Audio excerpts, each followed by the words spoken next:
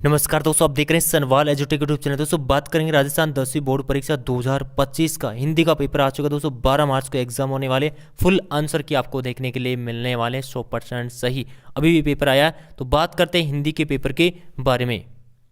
जी हाँ दोस्तों, ये है आपके सामने राजस्थान का 10वीं क्लास का हिंदी का पेपर है। 3 घंटे 15 मिनट का एग्जाम होगा और मैक्सिमम मार्क्स 80 नंबर रहने वाले हैं। तो शुरुआत करते हैं खंड ए के अंदर। जो पहला क्वेश्चन है, मिट्टी सोना चांदी आदि है। तो पहले क्वेश्चन में ब ऑप्शन हो जाएगा, द्रव्यवाचक संज्ञा है। रसिया शब्द में प्रयुक्त प्रत्यय है। तो क्या आएगा इसमें? दूसरे क्वेश्चन में ब ऑप्शन क्या हो जाएगा? राइट आंसर हो जाएगा ईया। रवि प्लस ईस की सही संधि है। तो तीसरे क्वेश्चन में ए ऑप्शन क्या हो जाएगा? राइट आंसर हो जाएगा रवि से। नेक्स्ट आता है 4 नंबर क्वेश्चन, समास के कितने भेद होते हैं? तो 4 नंबर क्वेश्चन में ऑप्शन क्या हो जाएगा? राइट आंसर हो जाएगा। लेखक ने पुरानी सी रूढ़ियों, मान्यताओं और अंधविश्वासों को बताया है। तो 5 नंबर क्वेश्चन है, उसमें से ऑप्शन क्या हो जाएगा? राइट आंसर हो जाएगा। बिस्मिल्लाह खां को जाना जाता है। तो 6 नंबर क्वेश्चन है, 6 नंबर में से ऑप्शन क्या हो जाएगा? राइट आंसर हो जाएगा। 7 नंबर में नवाब साहब खीरा खाने के अपने ढंग से माध्यम से दिखाना चाहते। तो 7 नंबर क्वेश्चन में ए ऑप्शन क्या हो जाएगा? राइट आंसर हो जाएगा। नेक्स्ट आता है 8 नंबर क्वेश्चन। 8 नंबर में पूछा है, बाल गोविंद भगत साहब किसे मानते थे? तो 8 नंबर क्वेश्चन में ए ऑप्शन हो जाएगा राइट आंसर कबीर को। तार सप्तक में किसका गला बैठने लगता है? तो 9 नंबर क्वेश्चन में बे ऑप्शन क्या हो जाएगा? राइट आंसर हो जाएगा। 10 नंबर आता है, छोड़कर ताला में मेरी झोंपड़ी में खिल रहे जलजात। पंक्ति में जलजात शब्द का प्रयोग किसके लिए प्रयुक्त किया गया है? तो 10 नंबर क्वेश्चन में बे ऑप्शन क्या हो जाएगा? राइट आंसर हो जाएगा। उसके बाद में आता है 11 नंबर क्वेश्चन, आत्मकथ्य रचना के रचनाकार है। तो 11 नंबर क्वेश्चन में ए ऑप्शन क्या हो जाएगा? राइट आंसर हो जाएगा। पुरीनी पात रहत जल भीतर, पंक्ति में पुरीन शब्द का अर्थ है। तो 12 नंबर जो क्वेश्चन है, इसके अंदर से ऑप्शन क्या हो जाएगा? राइट आंसर हो जाएगा कमलिनी। नेक्स्ट आता है, लेखक अज्ञे के अनुसार सच्चा लेखन पैदा हुआ। तो इसके अंदर कौन सा ऑप्शन होगा? ए ऑप्शन राइट आंसर होगा, किताबें पढ़कर। नेक्स्ट आता है, जितेन ने यूम थांग घाटी में किस फिल्म की शूटिंग होने की बात कही है? तो इसके अंदर कौन सा ऑप्शन होगा? ए ऑप्शन राइट आंसर हो जाएगा गाइड। सांप से डरकर भोलानाथ भागता हुआ किसकी गोद में दुबक जाता है? तो इसके अंदर कौन सा ऑप्शन क्या हो जाएगा? राइट आंसर हो जाएगा माता की।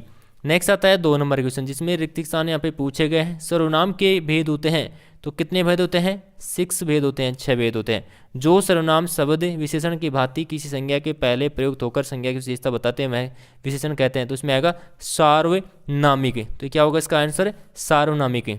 तीसरा आता है, जिन क्रिया विशेषण शब्दों में क्रिया के परिणाम का पता चलता है, उन्हें क्या कहते हैं? परिणामवाचक क्रिया विशेषण कहते हैं। इसमें आएगा परिमाणवाचक। नेक्स्ट आता है, इसमें आएगा उपसर्ग। उपसर्ग वी लघुतम शब्द होते हैं जो शब्द के पूर्व लगाए जाने वाले अर्थ को बदल देते हैं। इसमें आएगा उपसर्ग। उसके बाद में बात करते हैं 3 नंबर क्वेश्चन। 3 नंबर क्वेश्चन में आपको अपठित गद्यांश देखने के लिए मिल रहा है और उत्तर पुस्तिका में जो भी यहाँ पे प्रश्न दिएगा उनके उत्तर देना होगा। तो पहले आप गद्यांश को पढ़ लीजिए और इसमें जो भी क्वेश्चन रहेंगे उनके आंसर आपको बताए जाएगी। तो पहला क्वेश्चन, जैसे हम बात करें, प्रस्तुत गद्यांश का उचित शीर्षक क्या है? तो इसका आंसर हो जाएगा राष्ट्रभक्ति। वैसे आंसर आपको स्क्रीन पे भी दिखा दूंगा लास्ट में, राष्ट्रभक्ति इसका राइट आंसर हो जाएगा। नेक्स्ट आता है, वर्तमान में कैसे युवाओं की आवश्यकता होती है? तो इसमें लिखेंगे, वर्तमान में ऐसे नवयुवक की आवश्यकता है जो अपने त्याग में, अपनी शक्ति में विश्वास रखते हो, शारीरिक दृष्टि से मजबूत तथा निर्भय हो। राष्ट्र की सबसे बड़ी सेवा क्या है? वर्तमान जो भूख को, राष्ट्र की बड़ी सबसे ये सेवा है कि भूखों और पीड़िताओं की सेवा में स्वयं को अर्पित करना ही राष्ट्र की सबसे बड़ी सेवा है। नेक्स्ट आता है, विवेकानंद के उपदेश का ध्येय वाक्य है। तो 4 नंबर में आएगा, विवेकानंद के उपदेश का ध्येय वाक्य, उठो जागो तब तक रुको नहीं जब तक लक्ष्य प्राप्त न हो। नेक्स्ट आता है 5 नंबर क्वेश्चन, राष्ट्रभक्ति की भावना का आधार किसे माना गया है? तो 5 नंबर क्वेश्चन है, उसमें आएगा राष्ट्रभक्ति की भावना का आधार प्रेम और विवेक को माना गया है। नेक्स्ट आता है, आस्तिक शब्द का विपरीतार्थक शब्द गद्यांश में छांट कर लिखना होगा। तो इसका आंसर हो जाएगा, आस्तिक शब्द का विपरीतार्थक शब्द नास्तिक है। ठीक है, तो इसका क्या हो जाएगा दोस्तों? आस्तिक का मतलब हो जाएगा नास्तिक। वैसे स्क्रीन पे भी ये सारे जितने भी क्वेश्चन उनके आंसर आपको दिखा दूंगा ताकि आप पूरी आसानी से पढ़ सकते हैं। इसमें आपको देखने के लिए मिल रहा है 4 नंबर में, अपठित पद्यांश को पढ़कर नीचे दिए गए जो भी प्रश्न उत्तर रहेंगे सभी के उत्तर आपको लिखना होगा। तो पहले आप इस पद्यांश को पढ़ लीजिए और इसका जो भी क्वेश्चन है उनके आंसर की हम बात करेंगे। जैसे हम बात करें, पहला क्वेश्चन, प्रस्तुत पद्यांश का उचित शीर्षक क्या है? मानव की सामर्थ्य। दूसरा पूछा है, आदमी के मन में कौन नहीं टिक सकता है? इसमें लिख सकते हैं, आदमी के रास्ते में कोई भी विघ्न बाधा नहीं टिक सकती है। पत्थर कब पानी बन जाता है? मानव जब ताकत लगाता है तो पत्थर भी पानी बन जाता है, और अर्थात मानव अपनी सामर्थ्य से पत्थर जैसी कठोर वस्तु को पानी बना सकता है। रोशनी किससे नहीं मिलती है? जो दीपक नहीं जलाता वह व्यक्ति रोशनी नहीं पाता। नेक्स्ट आता है पर्वत के पांव कब उखड़ जाते हैं? तो जब मानव उद्यम करने के लिए ताल ठोकता है और पर्वत के भी पांव उखड़ जाते हैं। नेक्स्ट आता है मेहंदी के बीच में क्या छिपा है? मेहंदी के बीच में लाली छिपी हुई है। ठीक है, सभी क्वेश्चनों के आंसर की आपको स्क्रीन पे बताऊंगा। तो बात कर लेते हैं एक बार यहाँ पे खंड ब आने से पहले खंड ए के अंदर स्क्रीन के ऊपर भी आंसर की के बारे में देख लेते हैं। जी हाँ दोस्तों, ये तो हो चुका आपका पहला नंबर क्वेश्चन है, उसका पूरे कंप्लीट। ये दूसरे का फर्स्ट सेकंड थर्ड फोर्थ हो गया, ये तीसरे क्वेश्चन का फर्स्ट होगा, ये सेकंड हो गया, उसके बाद तीसरे का ये दूसरा है, दूसरे के बाद चौथा है, पांचवा है, छठा है, उसके बाद 4 नंबर का फर्स्ट होगा, सेकंड थर्ड और इधर होगा फोर्थ, फिर 5 आ गया। फिर 5 आने के बाद में इधर आपको जो सेकंड यानी कि 6 भी देखने के लिए मिलने वाला है। ये आपके सामने जो ऊपर दे रखा है ये 6 वाला है। उसके बाद में बात करते हैं खंड ब के बारे में। खंड ब की बात करते हैं, लघुदान प्रश्न दे रखे हैं, 40 शब्दों में आप उत्तर लिखेंगे। जैसे 5 नंबर क्वेश्चन पूछा, नेताजी का चश्मा काने में वर्णित कस्बे का अपने शब्दों में संक्षिप्त में परिचय देना होगा। आंसर की आपको स्क्रीन बताऊंगा। लखनवी अंदाज व्यंग्य में लेखक ने किस वर्ग का कटाक्ष किया गया है? 7 नंबर में पूछा गोपियों द्वारा उद्धव को भाग्यवान कहने में क्या व्यर्थ है? 8 नंबर में आता है आत्मकथ्य कविता में कवि प्रसाद के ने महान कवि की विनम्रता को किस प्रकार व्यक्त किया गया है? 9 नंबर में आता है माता का आंचल पाठ में बच्चे बारात का जुलूस से किस प्रकार निकालते हैं? 10 क्वेश्चन में आता है गंगटोक शहर को देखकर लेखक की क्या अनुभूति हुई? आंखें भर आना मुहावरे का अर्थ और वाक्य में प्रयोग बताएंगे। तो खंड ब के अंदर जो भी जितने भी क्वेश्चन दे रहे हैं उनके आंसर के बारे में देखते हैं। यह है दोस्तों आपके सामने जो खंड ब है, इसके अंदर जो 5 नंबर का जो क्वेश्चन है ना उसका आंसर है। तो 5 नंबर क्वेश्चन के आंसर की आप नोट कर सकते हैं। 5 के बाद में आता है 6 नंबर क्वेश्चन। 6 नंबर का आंसर ये रहा, इसको भी आप नोट कर सकते हैं। पूरा लिखा हुआ है, आराम से नोट कर सकते हैं, तैयारी कर सकते हैं। 7 नंबर क्वेश्चन का आंसर ये रहा।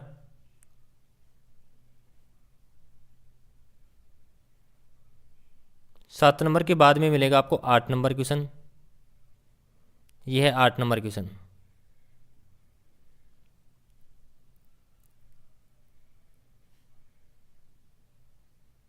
यह है दोस्तों 9 नंबर क्वेश्चन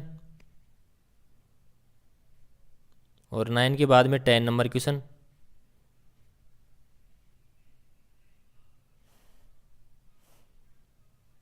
ये 10 नंबर है।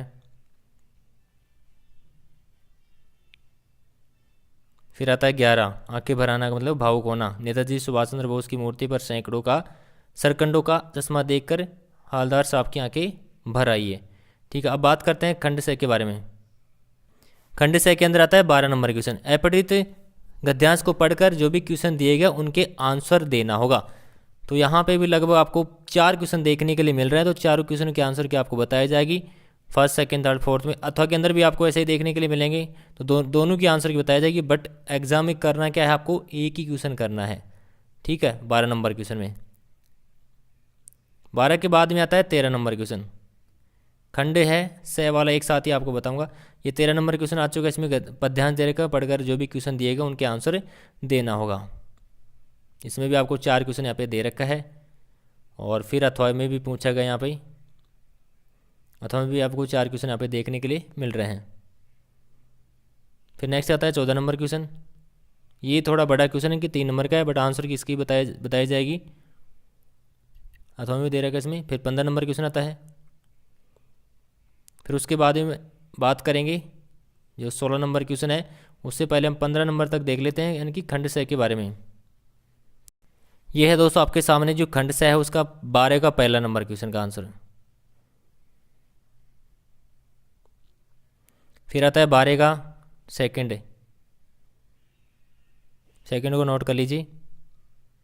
यह है 12 का तीसरा। 12 का चौथा क्वेश्चन है ये। फिर आता है 13 नंबर क्वेश्चन।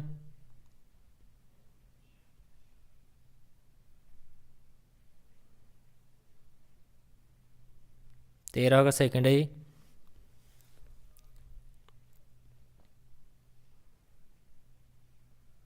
तेरह का थर्ड नंबर।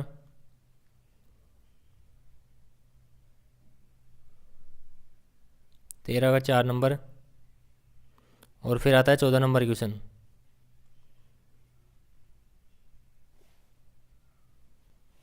ये भी है आपका 14 नंबर का ये भी।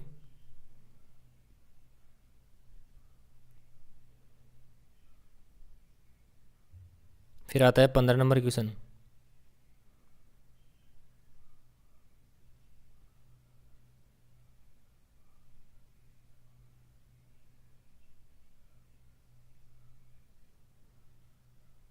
अब इसके बाद में बात करते हैं नेक्स्ट क्वेश्चन के बारे में।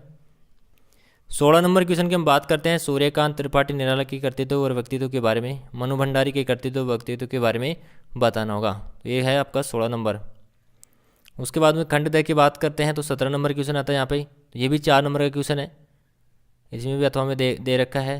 17 के बाद में आता है 18 नंबर क्वेश्चन। इसमें आपको 3 शब्दों में एक विषय पर निबंध लिखना होगा, किसी में भी आप लिख सकते हैं। प्रस्तावना, भारत में ऋतु ही, ऋतुराज कहलाने कारण, प्राकृतिक वातावरण, उपसार, इस प्रकार आपको पॉइंट भी इसमें दे रखे हैं। 4 में से आपको एक पे करना है, बट आंसर की सभी की बताई जाएगी। फिर आता है 19 नंबर क्वेश्चन में 4, ये भी 4 नंबर का क्वेश्चन है, 19 नंबर क्वेश्चन भी। फिर आता है 20 नंबर क्वेश्चन, ये भी 4 नंबर का है। अब बात कर लेते हैं यहाँ पे 16 से 20 तक क्वेश्चन के आंसर के बारे में। यह दोस्तों आपके सामने 16 नंबर क्वेश्चन, इसका जो जीवन परिचय वो दे रखा है। ये 16 नंबर के क्वेश्चन का आंसर है, तो आराम से आप नोट कर सकते हैं।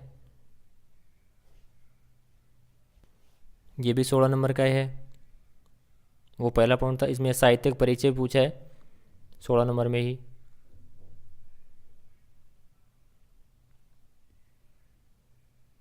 फिर आती है रचनाएं,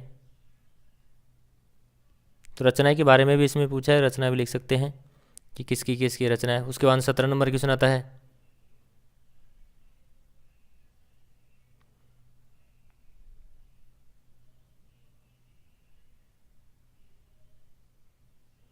सत्रह के बाद में आपको 18 नंबर देखने के लिए मिलने वाला है। ये 18 नंबर है ऋतुराज वसंत, यानी कि निबंध लिखना था, तो प्रस्तावना लिखेंगे पहले।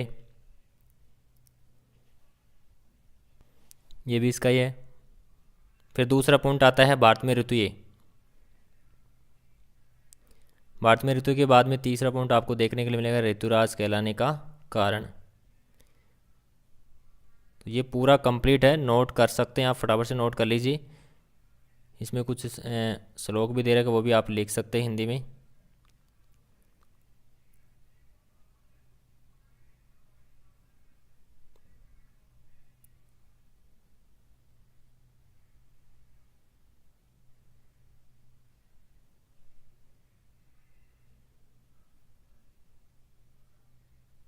तो इस प्रकार आपको दोस्तों निबंध इसमें लिखना होगा किसी एक पर,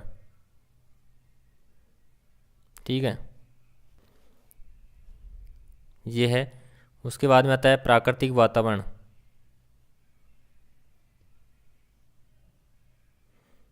फिर आता है उपसहार। फिर 19 नंबर की हम बात करेंगे। एक बता रखा है, ये एक आप नोट कर सकते हैं, बाकी ऐसे ही आपको सारे करने होंगे। 19 नंबर क्वेश्चन है, इसमें पत्थर पूछा है, तो इस प्रकार लिखेंगे। पत्थर भी, पत्थर देख सकते हैं कि किस प्रकार पत्थर लिखना होगा आपको।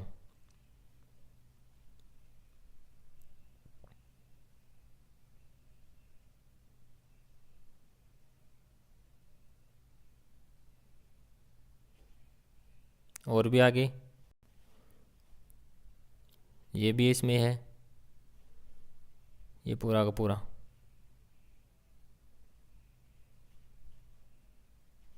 ठीक है, इस पूरे को भी आप नोट कर सकते हो। दोस्तों पेपर कंप्लीट हो चुका है, लाइक शेयर सब्सक्राइब जरूर कर लेना। ऐसे आपको लगभग 9-10 पेपर देखने के लिए मिलने वाले हैं, तो अच्छी तैयारी से करें। धन्यवाद।